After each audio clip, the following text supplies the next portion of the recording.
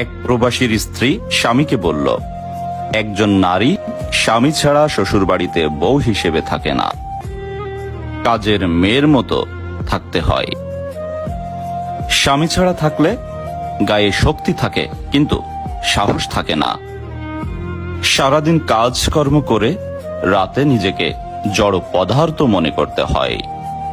কারোর সঙ্গে তর্কে জড়ালে বলে ঝগড়াটে, আবার হেসে কথা বললে বলে স্বভাবের সমস্যা আছে। তাই সবকিছু মুখ বুঝে সহ্য করে তোমার অপেক্ষায় থাকতে হয়। স্ত্রীর কথা শুনে স্বামী বলল, তাহলে দেশে চলে আসি?